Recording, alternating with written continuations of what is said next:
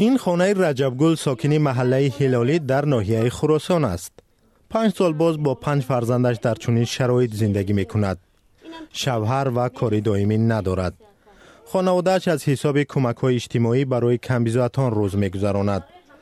هر عضو عائله تقریباً $12 کمک می‌گیرد. $25 از شوهر سابقش الیمن می‌گیرد. آماده است هر کاری را انجام دهد تا مزد به دست بیارد. نمیگیرن، من رفتم سنترکو پرسیدم پرای میگن بالینسی همینجا صدیق میری پول لورو را میگیرن اکا مورا نمیگیرن، مورا به نظری پس میگیرن. ما دست 5 تا فرزند دارم. کار در روستاها در فصل بهار و تیرما وقتی کشتی پخته و جمع آوری حاصل آن پیدا می شود.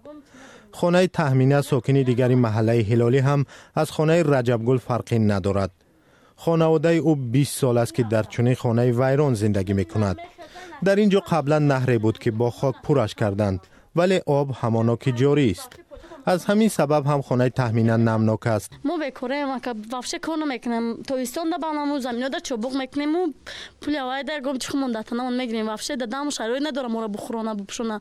نه اوچم نمی راسیا اوچم راسیا میرم میونه که وافشه چند سالش وافشه نرفتیم. سه اهالی تاجیکستان کمبیزوات است و آنها اساساً خانواده سرفرزند در دهات هستند. بسیاری از آنها تحصیل عالی ندارند و یا زنانی تنهایند. مردها می توانند به مهاجرت کاری بروند یا در شهر کار پیدا کنند. زنها مثل همیشه از پس نگاهبینی فرزندانند و از روستا بیرون نمی روند.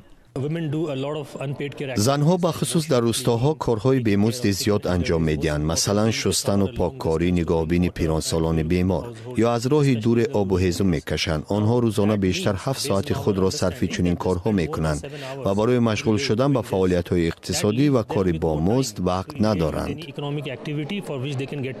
بغیر از کار در مؤسسه‌های حکومتی که جایهای بسیار کمی کاری دارند، زنها دیگر جایی برای کار نمی‌یابند چون کارخانه ها وجود ندارند.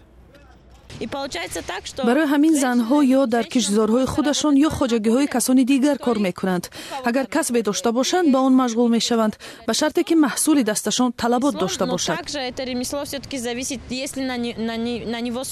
در پختزارها زنها بر اساس حاصل زحمت پول میگیرند. قرارداد بین آنها و کاردهنده نیست. جایهای هستند که زنان کار میکنند ولی سهم آنها را در اقتصاد به اینابت نمیگیرند و نفقه هم طلب کرده نمیتوانند. یگانه راه حل کمک به زنان کمبیزوات در دهات تأسیس جایهای کاری نو و کارخانه‌های خرد است. مسئله ای که سالهای طولانی حکومت تاجیکستان حل کردن نتوانست.